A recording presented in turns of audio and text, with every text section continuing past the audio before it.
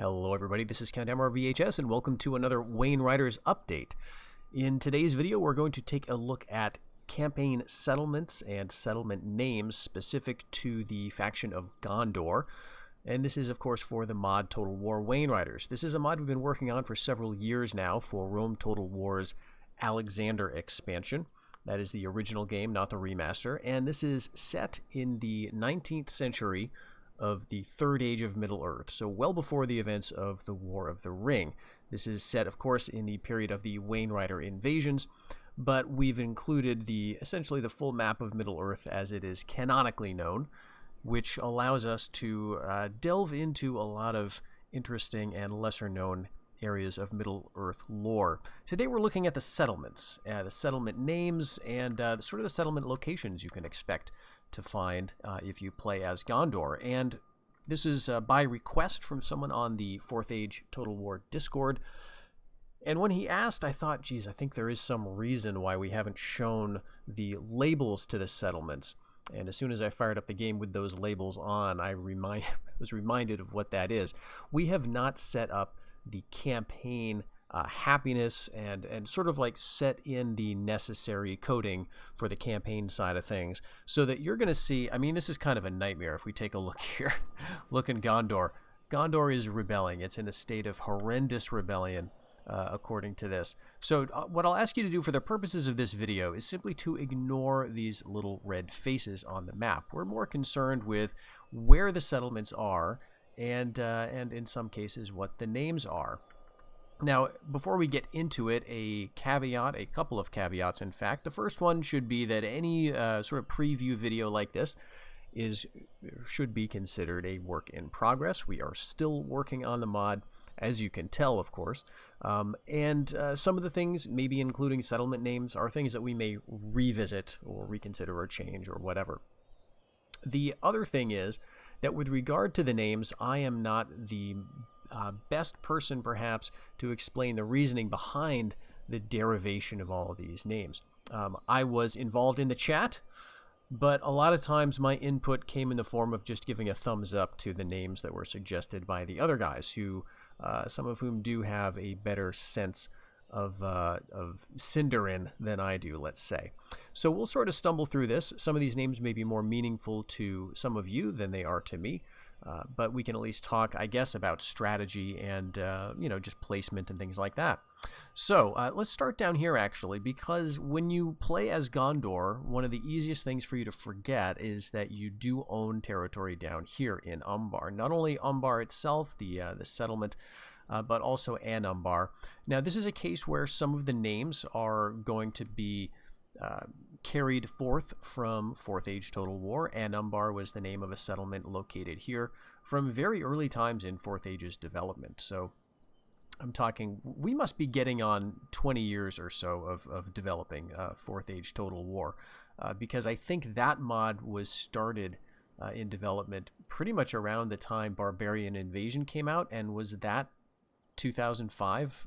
I kind of want to say it was maybe 2005. I think Rome Total War came out in 2004, I believe, and I think the expansion BI came out the following year. So it's 2025 as of the recording of this video, and ever since BI came out, 4th Age Total War was being planned and built.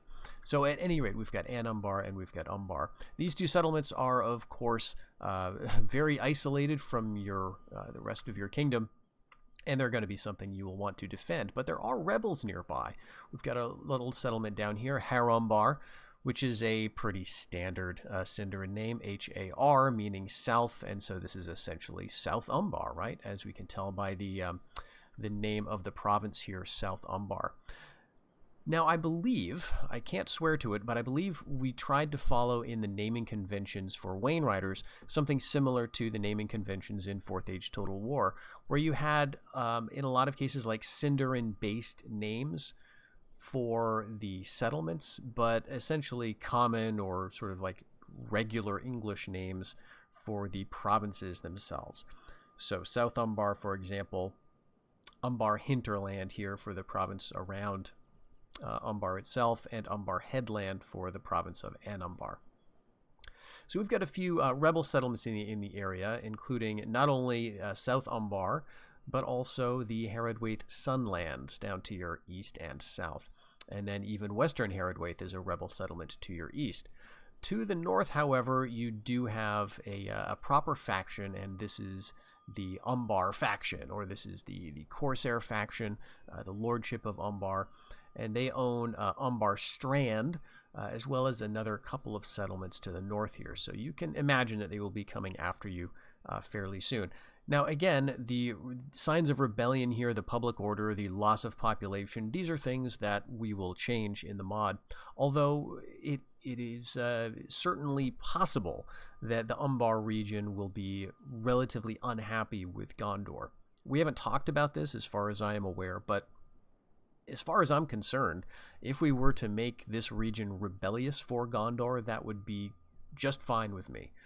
Make it hard for them to hold, make it so that if you're playing as Gondor, you are really on the back foot and you can't consolidate for a while. Maybe you need to establish some happiness buildings or get some more troops from Gondor itself before you feel like you can start to spread out. And of course, you'll have a close neighbor close to their own center of development that is going to cause a problem for you. So I wouldn't mind seeing this rather difficult to hold in the hands of Gondor, but we will have to see. We also have just a couple of things about the icons here. We've gone with some different iconography and I guess naming conventions for the alignments here. So the official alignment of Umbar is native traditions, and the same for An Umbar.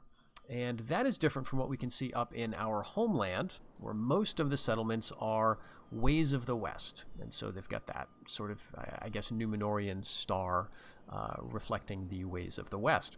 So the native traditions are going to be somewhat like the Ways of Darkness, if you remember from 4th Age Total War. The reason we went with native traditions is, I believe, because we have some factions that really it wouldn't make sense for them to be considered followers of darkness, right, or followers of the shadow or something. So maybe that's something that we will see in a future video, and we'll talk about alignments in a little more detail. But I want to say that just as the star is for the Ways of the West, I really like the fact that the sun is for the native traditions. That seems really really fitting, because the main enemy for the mod, of course, are the Wainrider factions, of which there are two, and you could easily imagine those factions being associated with the East, being associated with the rising sun. Therefore, you could imagine that some kind of sun cult could have developed out of the East, because you have the chariots, the wheel, the symbol of that wheel being associated with the sun, of course. And then you could also argue that Sauron is somehow associating himself with the sun in his associations with fire, or who knows, right? So there's some interesting, maybe unexpected iconography there. So that's why instead of Ways of Darkness and, well, I can't even remember what the icon was for Ways of Darkness in 4th Age, but for this, I like the sun. It seems like it's friendly, right? Like a happy little sun, but it's native traditions. So it could be taken in a very sinister way, but it could simply be taken as this is where men came from, like from the east, from the area of where the sun was rising. Although the very first sunrise was in the west, but anyway, that's neither here nor there. So, as you can see, Gondor will begin with some territory south of the River Poros. So here's that river, and you've got Lond New Elanath. This, I believe, was a settlement name in 4th Age Total War as well, but we've reconfigured Harondor, so it's a little bit different. We've got, I think, 3 settlements along the coast here, and the one right down here is on the opposite, opposite from the mouths of the Anduin, from places like Linhir and Pelargir. And I like this because we read in the Lord of the Rings, in the War of the Ring and Return of the King, when people are marching to the aid of Minas Tirith, that some of the men are from the Ether, from the mouths of the Anduin specifically. And that might suggest that there were only people living here, but to me it implies that there's maybe a more widespread social cohesion, right? I don't want to say a separate culture necessarily, but there's a kind of little society growing up around the Anduin for whom the Anduin itself would not necessarily be a barrier, right? And so you could imagine maybe people growing up on both sides of it. Now, this mod is set as its start date in 1864. Those of you familiar with the lore will know that this is several centuries after the emergence of the Corsairs as sort of a separate independent lordship. So this is well after the kin strife between, you know, the Kalimetar and Eldakar. That was in the, I want to say it wasn't around 1000. It was the 1200s, I believe. And so around the 1500s or so, you had these big conflicts between the Corsairs and Gondor. And so I think that there's still some scope to suggest that Gondor would have a very tentative presence in Harondor, and there are some rebels here. And there's also going to be a presence of Umbar. The tribes of Harad may have a presence in Harondor initially. I'm not 100% about that, but they could easily get over here. So this is going to be an area that is much more active, much more actively fought over than it is presented in Fourth Age Total War, where it's owned entirely by a single faction. So there's at least 3, and if you count rebels, 4 different factions here who can easily get involved. We also have Harlorn. This is, again, I think a 4th Age name on the island here of Tolfalis. And then we've got some old standards, right? We've got Lynn here, we've got Pelargir, Tarnost, Kelembel, and Mornan, and Edhelond, which is a settlement here. Now, Edhelond is going to be a little bit different. I believe we're treating it, let's see, like a fort, like a fortification, because if you're familiar with the lore, you know that this is very awkward because there is technically an elven presence here still until, I believe, 1980, right? Depending on how you read Unfinished Tales. And that has to do with Nimrodel and Amroth and, yeah. But basically, we've got some elves who are still hanging out here. That's why it is called Edhelond. Now, this was always present in Fourth Age Total War as a port, at least. It was associated, I believe, with maybe with Tarnost. But it was not a separate settlement, but it will be here. But because of the elven presence, you know, you're not going to recruit elves as Gondor. They're not going to be a military force for you. But we imagine that, you know, Gondor at this point is certainly, you know, at a great point in its power still. And so they're going to own territory in the west, of course. The elves here are not going to be a separate faction, right? They're going to be sort of invisible behind the scenes, but there will be a settlement here that will somewhat recall their presence, at least. And then Dol Amroth itself. So because, again, Amroth is attested, you know, in 1980 of the Third Age, you know, about 120 years on, so 240 turns from the start of the campaign. We don't want to name this place Dol Amroth because that seems to derive from that particular character. So we had to come up with some other name for this area. And this is a region that is very tricky. You can find some conflicting stuff in the lore. You can find in, I believe it's some of the appendices, where there's a reference to Dol Amroth that doesn't really make sense because it's before Amroth, and it's before the actual originator of the name, but you can imagine that that's something that's been added retroactively by a later chronicler who would have known this area as Dol Amroth and is just using the more recent name. Regardless, we've gone with Edrendal. So we've got the Dol element there, and Edren. I wonder if this has something to do with elves. So look it up. I'm not going to spoon feed you everything in this video. We're going to look at names. I never said that I was going to know what they all meant, but I think that's the implication here, that maybe there's a kind of a relationship between these two. Regardless, I really like this model. This is I believe, a unique settlement model. If we go over here, obviously Minas Anor has a very different settlement model. Osgiliath has a unique settlement model. Minas Ithil, I believe, that's also a completely unique settlement model. So there is a lot of different settlements here. I think this is your standard for this particular size, what you can see here in Gleamloth. But yeah, we've got a lot of uniques. And again, I think a lot of the work here on this is down to Valor. And I know that, at least from my perspective, you got to understand we've got this developer Discord channel, and I sort of pop in, and then there might be 100 messages from going back and forth between Valor and Webba and Eridan, back when this was really in the throes of being worked out, and I'm just sort of trying to follow it all. But yeah, so between the two, Webba and Valor, I think that's where a lot of this work got hammered out. But I think Valor took point on most of it, if I'm remembering correctly. At any rate, some really good-looking stuff, and I really like how our Edrandal settlement turned out in particular. You can see there's a little bit of a suggestion of the Seaward Tower there, although it wouldn't. I don't think that would really officially be there until a bit later, but it's not where you'd expect it, right? Like normally, I think it would be over to the west. So it's just a suggestion. There are those little towers and white spires in all of the settlements to give it that kind of Dúnedainic feel. And then out west, Gondor doesn't own as far as this region there. Not the Anfalis, because that's what this is. This is, oh gosh, it's forgetting. I'm sort of forgetting what this is called here. It'll come to me. But regardless, we don't own that far into the west. We've got the Anfalis, we've got Pinnith Galen. These are all sort of later attested from the Third Age. But it seems to make sense to retroactively add them at this point. And what else do we have here? So all of this, I think, is fairly standard, with the exception of Edhelond being a new settlement in terms of placement. The settlements are all what you would expect.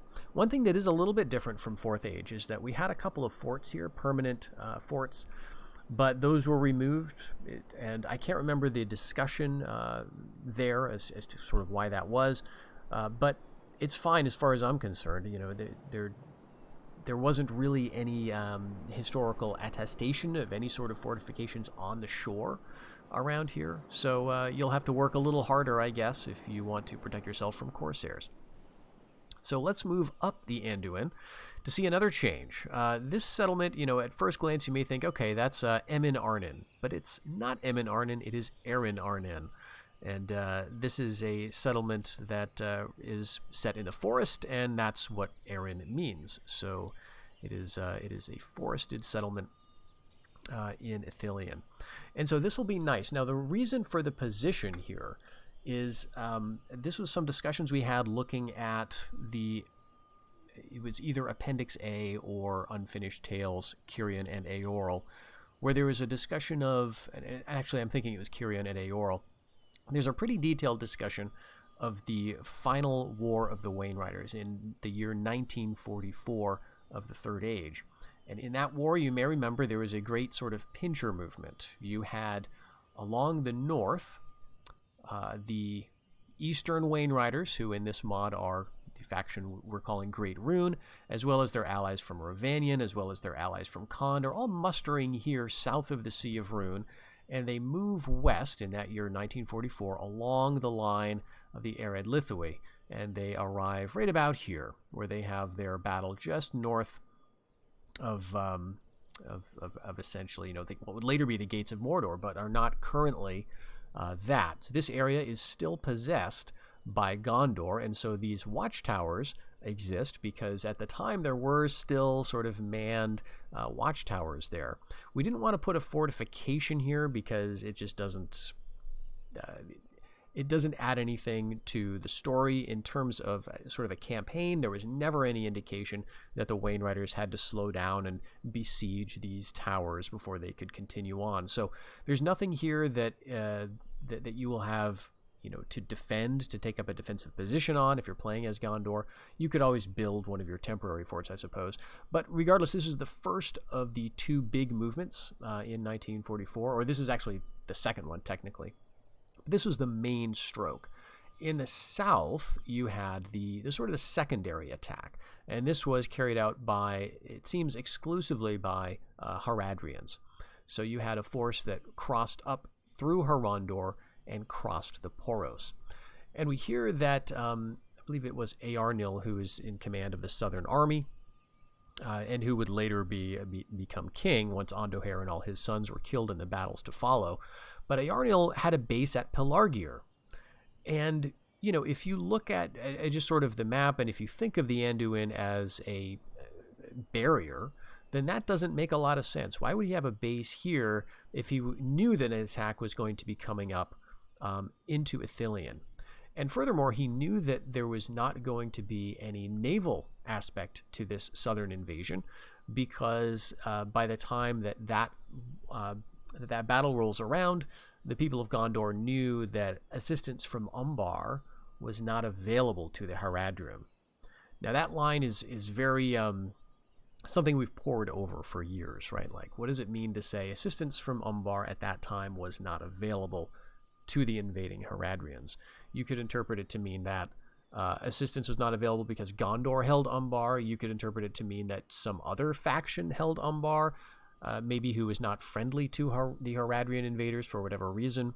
But leaving that aside, why would you set up in Pelargir?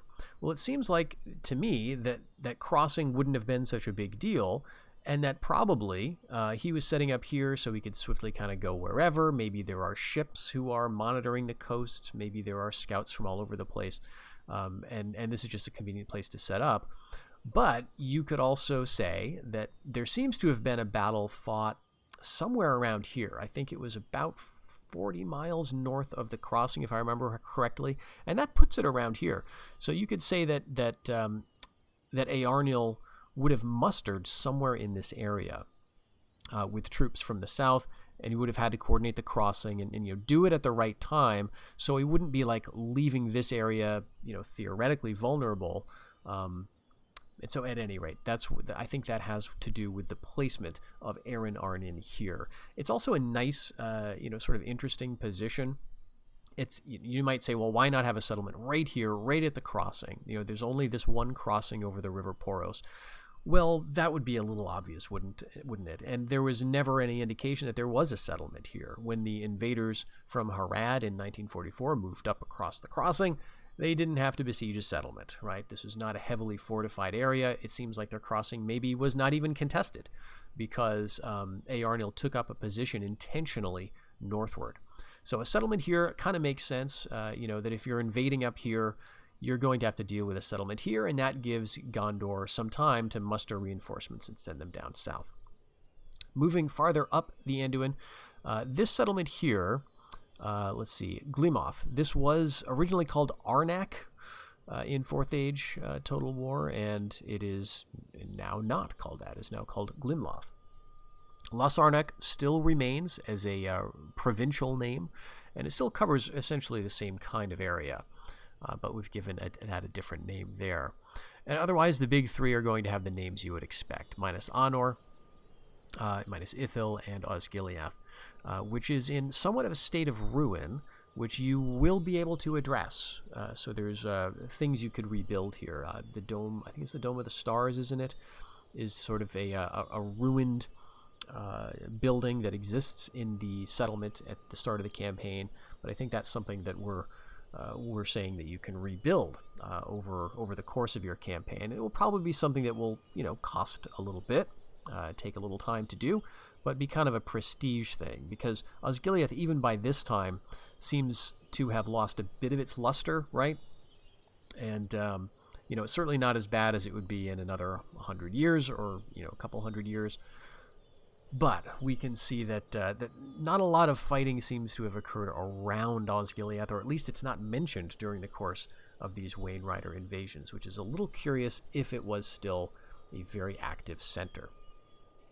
We do have a new name for the fortress on Caer Andros, that is Eren Tirith. You can recognize the Tirith element there, meaning guard. Aran, that means something. We've kept Caer Andros as the name for the island here. And this is, again, just a very small permanent fort. That's as close as I can get, sadly, but you can see the very nice design on that settlement there. So this is not going to be anything that you can really grow, but it will exist. And we do have a North Ithilien settlement, although this one is quite small, maybe more of a village, Terminas. And again, it's set off the road somewhat deliberately. when the 1944 invasion comes and the Wainriders defeat kill King Ondohair and his heirs in that battle. They come down the road, and they are stopped somewhere around here, I believe, if I last looking at the map. They enter sort of a steep cutting, which seems to be right around here, and they are defeated in the Battle of the Camp, right? But there's no besieging, there's no settlement destruction that seems to occur, at least it's not recorded. And so a settlement in North Ithilien, but somewhere off the major route, maybe a lumber settlement, because there would have been some woods around here, seems pretty reasonable. One of the concerns that I had was the density of the settlements in this region. Like, is it going to be enough space down here between all of these? But really, it's not any more dense than it was in Fourth Age Total War, where you had Emyn Arnin right about here. So really, what we've done is we've moved Osgiliath up. We've moved Emyn Arnin up a couple of tiles, and now it's commanding that bridge in the sense of Osgiliath. By the way, the settlement here is on the eastern side. So if someone wants to get to Minas Anor, they'll have to either go through Erin Tirith or through Osgiliath, or sort of take a much longer route in either direction. Moving over and into Anorian, as seems reasonable. We've got this split up into, let's see, actually a couple of little settlements here. We've got East Anorian. Oh, okay, so the settlement here, right. So this is what we did. I forgot about this. Minas Anor is not only a very tiny region. It commands what we're calling here East Anorian. So that goes all the way up to Erin Tirith and down into the border here, which you can maybe see with Lossarnac. So that does a couple of things. I think strategically for the AI, what is nice about it is when an AI faction, let's say, takes Erin Tirith, their next settlement that they will want to take will not be this one, but it will be Minas Anor, right? Because they will border the province of East Anorian. And so this is going to be the settlement that they will naturally want to take next. So it makes Minas Anor feel a little more vulnerable than it did when we had a sort of much smaller settlement that wouldn't border quite as much, if that makes sense, right? If the settlement border was not here, but like down here, then when a faction took Erin Tirith, they would only be bordering this western Anorian province, and then they would want to go that way, right? So anyway, into West Anorian, we have Gondroth, and the Gond element there refers to stone. This is a settlement which has a stone resource. Again, the other caveat is the resources are right near all of the settlements here, so you can see the little stone block there. You can maybe see the lumber here. That's just for the purposes of us keeping track of what provinces produce what settlements, so we won't have to go hunting around the mountains for stone to see if we already added it. These will be moved, right, for the final version of the mod. But Gondroth, so this is highlighting the stone. All right, and then if we cross over, is this the Mering stream? I'm not totally sure about that. Maybe that's up here. If we cross over this stream, we're into the province of Southern Kalanarthon. Now, this is really the biggest area of change for Gondor. First of all, just in the sense that they own this territory, right? In Fourth Age Total War, this was owned entirely by, the faction of Rohan. But you start off with it as Gondor. But a lot of these provinces are different, and they are not as productive, not as friendly in the sense of giving you the full kind of building and recruitment systems that you would expect in the Gondorian heartlands. So this is going to be a different region. But there are some different things in terms of how this region works as well. We've added a crossing right here, so just north of Kalanarth, over, I guess this would be the Entwash, right, later. But it wouldn't be called the Entwash by this time, because that is a Northman-style name, right? The Ents are a Rohirrim sort of derived term, essentially. But regardless, we've got this river here, and in the Fourth Age Total War, there was no indication of a crossing here in the lore that we were looking at. But I think over the course of developing this mod and really looking at I think it was the hunt for the ring, which is described in Unfinished Tales. There was some discussion there about how the ring wraiths moved north, and I think it was that they left Minas Ithil, they crossed like around Carandros or something like that. They went into Anorian and then crossed over the Entwash, like before they got up into Rohan proper. And then from there, they went up north, right, into the Anduin Vale. So they wanted to cross, down south rather than crossing up north because there are just not a lot of crossings and bridges and things up here. But they were able to find a crossing that was down here. So we added it in this version of the mod. This also just makes a lot more sense with how, let me just put it this way, it makes it much easier to understand how Kirion would have moved his forces around in, let's say, the Wars of the Balkoth much later, because otherwise it's just sort of an extra loop to get all the way over here and then turn back east to cross the Entwash higher up. So we've added that crossing here, so that'll make your life a little bit easier as Gondor, getting into this region, which would later be known as the Wold, I guess. We've got this settlement of Kalanarth here. And then north of that, so we've got Eastern Kalanarthon, we've got Central Kalanarthon, and that's, I think, kind of it. We do have an Emin Muil region, which is commanded by this province to the west of the river, but as you can maybe see here, the region does not extend very far to the west. In fact, the bulk of it is around here. So that is one factor. I don't think there's a crossing right here, but we've got a settlement to just kind of keep watch, basically. One of the factors that I've been thinking about recently regarding the Argonath is that just looking at the way they're positioned, it's very much intended to sort of ward off people coming from the north. And these are people, it's not necessarily Easterlings, right? This is potentially Northmen who they are warding off. And there's reasons in the lore to suggest why they might have needed to maybe make such statements from time to time.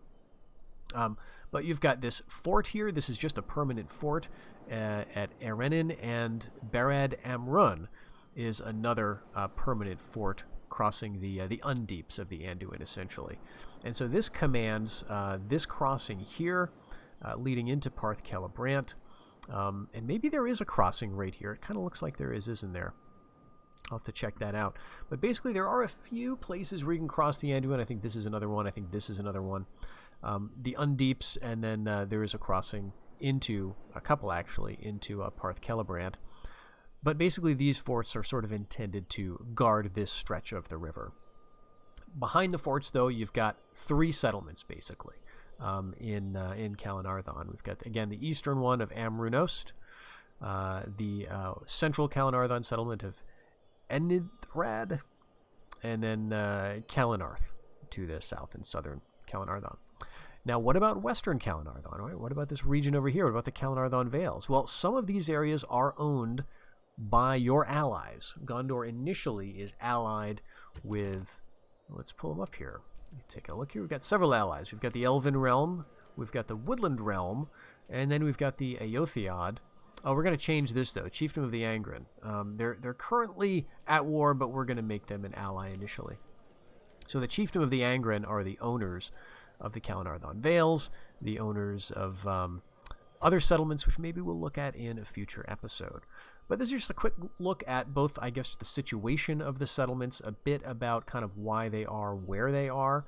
Maybe I should say here that this, of course, we don't have a lot to go on in terms of the placement. We know there were forts along the Anduin, but otherwise we don't know at all where the settlements would have been. However, it seems reasonable to suppose that there would have been settlements near the mountains, especially if you've got like Gondroth here, like a place where people would be mining stone, quarrying stone.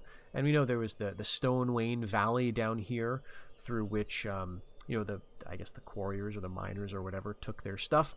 You read about that when Gonburi Gon is guiding the Rohirrim down here for the War of the Ring. But there would, given the fact that the Rohirrim made their permanent settlements close to the mountains, it may have been the case that there were permanent settlements close to the mountains in the days when Gondor was in charge as well. But there needs to be something up here, right? There needs to be something to sort of account for just the general herdsmen, perhaps, the frontiersmen, just the kind of folk who would maybe feed into these forts, even though they weren't maybe seeing a lot of action prior to the Wainrider invasion. These are areas that there would be various people sort of making a living at. But anyway, I hope you enjoyed this look at the mod and what sort of the map looks like, what the settlements look like. And again, remember, work in progress. We're still addressing some things. The work currently is mostly in the area of units, finishing up those units, and we'll take a look at them not too long from now. Again, we're going to do another preview of some of those levy types, the rebel units, and just the other types of things you can expect that Web has been working on lately. Let me know if you have any questions, and I'll see you in the next one.